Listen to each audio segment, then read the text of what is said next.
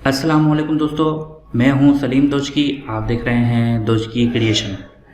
आज की वीडियो में हम सीखेंगे target versus sales dynamic chart, जो कॉलम चार्ट है, और इस चार्ट को हम डायनेमिक बनाएंगे। और इस वीडियो में मैं आपको बताऊंगा कि हमारे पास कुछ सेल्स पर्सन के नाम हैं और उनकी कुछ सेल वैल्यूज़ हैं, और साथ ही साथ हमारे पास टारगेट और कुछ स्टेटस है ऑल, बिलव एंड अबव का। जैसे ही मैं ऑल सेलेक्ट करता हूं तो मेरे जितने भी एम्प्लॉयज़ हैं, जितने भी सेल पर्सन हैं, उन तमाम की जो सेल वैल्यूज़ हैं ये मुझे यहाँ चार्ट पे बता रहा है। और मेरा जो टारगेट मैंने इनको दिया हुआ था वो 60 है, तो मेरे पास एक लाइन आ रही है और यहाँ पे 60 मेंशन किया हुआ है। अगर मैं 60 को चेंज करके 50 करता हूँ तो मेरी टारगेट वैल्यू जो है वो चेंज हो जाती है। और अगर मैं स्टेटस देखना चाहता हूं कि मुझे 50 से अबव वाले सेल्समैन बताएं, तो ये अबव को सेलेक्ट करने के साथ ही मेरे पास वो तमाम जो चार्ट है वो अबव वाला मेरे पास शो कर देता है। और अगर मैं कहता हूं कि अबव नहीं बिलो वाला बताएं, तो 50 से बिलो जितने सेल्स पर्सन हैं मेरे पास, उनका चार्ट मेरे पास शो हो जाता है। और इसी तरह अगर मैं टारगेट को चेंज करता हूँ, 40 पे आ जाता हूँ, तो मेरे पास जो है 40 से जो बिलो हैं उनका चार्ट बता रहा है। और अगर मैं 70 शो करता हूँ तो 70 से बिलो जो है बिलो चार्ट है वो मुझे बता रहा है। तो इस चार्ट को कैसे बनाना है इसको सीखते हैं, लेकिन इसको सीखने से पहले आप मेरे चैनल को सब्सक्राइब कर लें और मेरी इस वीडियो को लाजमी लाइक करें।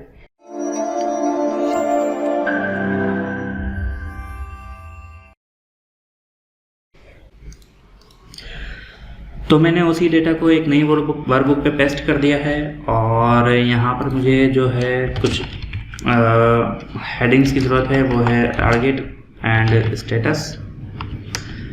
टारगेट जो है मुझे यहाँ पे ड्रॉप डाउन की ज़रूरत है। ड्रॉप डाउन के लिए मैं जाऊँगा डेटा मेन्यू में। डेटा मेन्यू में जाने के बाद जाऊँगा डेटा वैलिडेशन में। डेटा वैलिडेशन में जाने के बाद जो एनी वैल्यू है इसको सेलेक्ट करूँगा लिस्ट पे। और अभी जो मैं ड्रॉप डाउन लिस्ट क्रिएट करने वाला हूँ वो 30 से लेके 90 तक है। तो 30 के बाद कॉमा 40, 50, 60, 70, 80, एंड 90।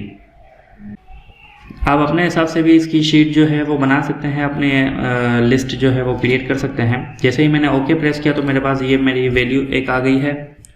और इसके बाद अब मुझे स्टेटस जो है उसको बनाना है, तो उसके लिए भी मैं डेटा में जाने के बाद डेटा वैलिडेशन में जाऊंगा।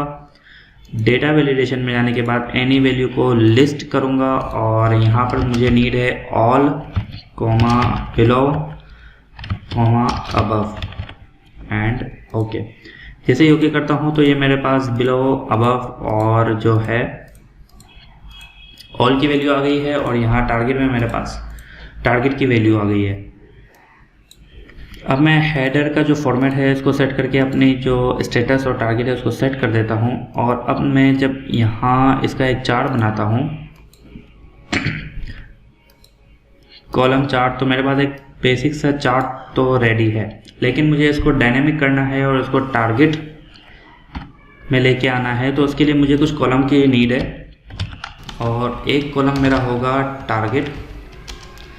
टारगेट में मैं इक्वल टू प्रेस करता हूँ और जो मेरी टारगेट वैल्यू है उसके सेल रेफरेंस को सेलेक्ट करने के बाद उस सेल को F4 का बटन प्रेस करने के बाद मैं लॉक कर देता हूँ। और जो है इसको अपने जितना डेटा है वहाँ तक पेस्ट कर देता हूँ। ये करने से क्या होगा कि जैसे ही मैं टारगेट की वैल्यू को चेंज करूँगा तो ऑटोमेटिकली मेरा जो डी कॉलम जिसमें टारगेट मैंने ऐड किया हुआ है वो भी चेंज होगा, और इसी कॉलम को हम यूज़ करेंगे अपने चार्ट के अंदर। इसके अलावा मैं जो है एक वैल्यू मज़ीद इसमें ऐड करना चाह रहा हूँ, वो होगी सेल्स कर देता हूँ।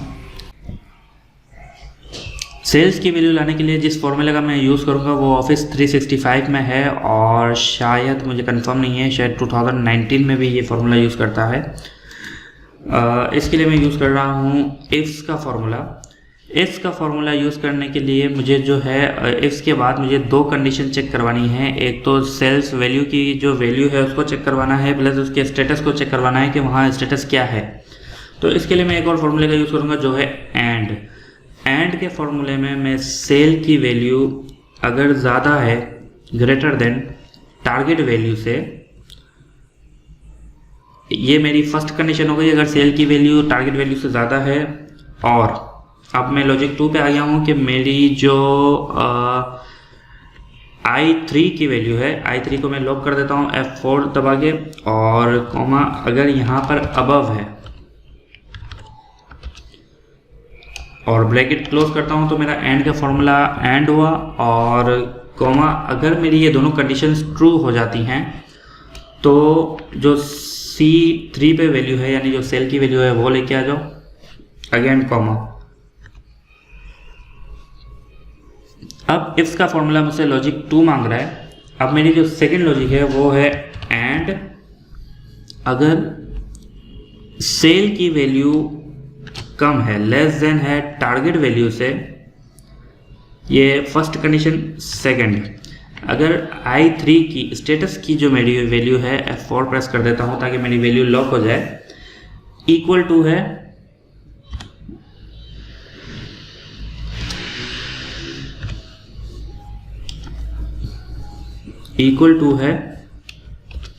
किसके, बिलो के। मैं यहाँ पर भी एक मिस्टेक कर चुका हूँ और वो मेरी मिस्टेक है, ये जो वैल्यू है वो इक्वल टू आएगी बिलो है और ब्रैकेट क्लोज। अगर मेरी ये कंडीशन ट्रू हो जाती है, लॉजिक 2 ट्रू होती है, तो वैल्यू इफ ट्रू तो मेरे पास क्या हो, सेल की वैल्यू आ जाए। ठीक है, अब मैं लॉजिक 3 लगाने वाला हूँ कि अगर मेरी स्टेटस की वैल्यू I3, इसमें मुझे एक ही कंडीशन को चेक करवाना है कि अगर ऑल है तो मेरी तमाम वैल्यूज आ जाएं। तो I3 इक्वल टू ऑल है तो जो है C3 की वैल्यू लेके आ जाए, और मैं इस वैल्यू को जो है इस फॉर्मूले को क्लोज करता हूँ और एंटर प्रेस करता हूँ तो मेरे पास ये फॉर्मूला रिजल्ट लेके आ गया है। और अब इस फॉर्मूले को मैं कॉपी पेस्ट करता हूँ तो मेरे पास क्योंकि ऑल है तो तमाम वैल्यूज़ लेके आ गया है, लेकिन अगर मैं इसको बिलव करता हूँ तो मेरे पास वो तमाम वैल्यू लेके आ रहा है जो 70 से कम है। अगर मैं 70 को मैं 40 कर देता हूँ तो 40 से जो कम वैल्यूज़ हैं वो एक ही वैल्यू है, और अगर मैं इसको 90 करता हूँ तो मेरी जितनी 90 से वैल्यू कम है वो लेके आ रहा है। और अगर सेम मैं इसको उलट करता हूँ, अबव करता हूँ, तो 90 से ज़्यादा की तमाम वैल्यूज़ लेके आ रहा है। और इसी तरह अगर मैं वैल्यू चेंज करता हूँ तो 50 से ज़्यादा जितनी भी वैल्यूज़ हैं वो मुझे लेके आ रहा है। लेकिन इस वैल्यू में मुझे एरर फाउंड कर रहा है, तो मैं यहाँ पे एक और फॉर्मूला यूज़ करूँगा इफ़ एरर का। अगर एरर आ जाए तो एंड में वैल्यू इफ़ एरर देन 0। अगर वैल्यू में एरर आता है तो मुझे रिज़ल्ट शो करो 0 का, ना कि एरर बताओ। और इस फॉर्मूले को मैं कॉपी करता हूँ और इसको मैं पेस्ट कर देता हूँ। अब आप देख रहे हैं जहाँ जहाँ मेरे पास एरर शो कर रहा था वहाँ वहाँ मेरे पास रिजल्ट आ रहा है 0। अब मैं इस रेंज को सेलेक्ट करता हूँ, सेकंड अपनी सेल और इस टारगेट को सेलेक्ट करता हूँ। इसके बाद इंसर्ट में जाता हूँ। इंसर्ट में जाने के बाद मैं जो है एक चार्ट बनाता हूँ। तो ये मेरे पास एक खूबसूरत सा चार्ट आ गया है जिसमें जो ब्लू लाइन है वो मेरी सेल और ऑरेंज लाइन जो है वो मेरा टारगेट को जैसे ही मैं सेलेक्ट करता हूँ तो आपको पता चल जाएगा टारगेट जो है वो टारगेट पे लेके आ रहा है। अब मैं जैसे ही टारगेट को सेलेक्ट करता हूँ, किसी एक लाइन को सेलेक्ट कर देता हूँ, उसके बाद राइट क्लिक करता हूँ। राइट क्लिक करने के बाद मेरे पास थर्ड ऑप्शन आ रहा है चेंज सीरीज चार्ट टाइप। इसको मैं क्लिक करता हूँ तो मेरे पास ये विंडो आ जाती है। इस विंडो में जो मेरी टारगेट की वैल्यू है इसको मैं सेलेक्ट करके मैं जो है एक लाइन चार्ट ले लेता हूँ और इसको ओके प्रेस करता हूँ तो मेरे पास ये जो लाइन चार्ट है ये आ गई है।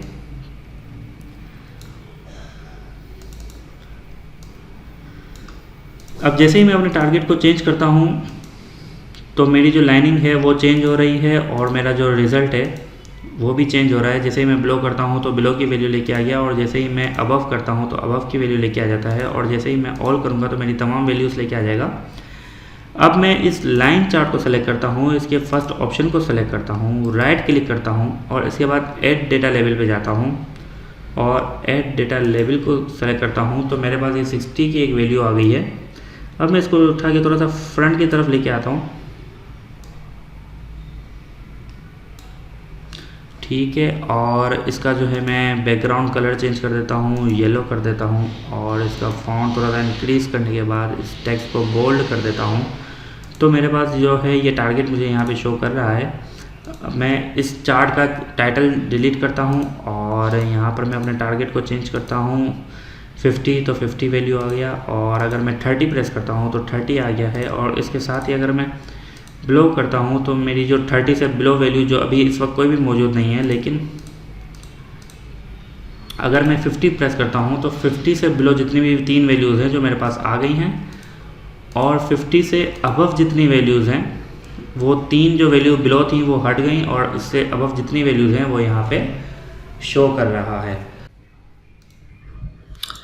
अच्छा, अब मुझे इस सेल और इस टारगेट वैल्यू की ज़रूरत नहीं है, मैं इन दो वैल्यूज़ को हाइड करना चाहता हूँ। तो कंट्रोल और 0 या ब्रैकेट क्लोज का बटन प्रेस करता हूँ तो मेरे पास ये जो चार्ट की वैल्यू है ये गायब हो गई है। तो मैं इसके लिए राइट क्लिक करूँगा। राइट क्लिक करने के बाद जो है मैं सेलेक्ट डेटा पे जाऊँगा। सेलेक्ट डेटा में यहाँ पे मेरे पास जो ऑप्शन आ रहा है हिडन एंड एम्प्टी सेल, इसको क्लिक करूँगा और नीचे यहाँ पे मेरे पास चेक बॉक्स आ रहा है show data in hidden rows and column, इसको चेक करके ओके कर दूंगा। मेरे पास ये वैल्यू आ गई है। ओके प्रेस करूँगा और अब मैं जो है इस चार्ट को यूज़ कर सकता हूँ।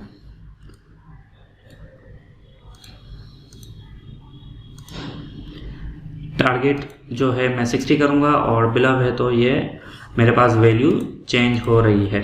ये वीडियो आपको कैसी लगी आप मुझे कमेंट सेक्शन में बताइएगा, और मेरे चैनल को सब्सक्राइब करें और इस वीडियो को लाजमी लाइक करें ताकि मैं मज़ीद वीडियोस आपके लिए ला सकूं। बहुत शुक्रिया।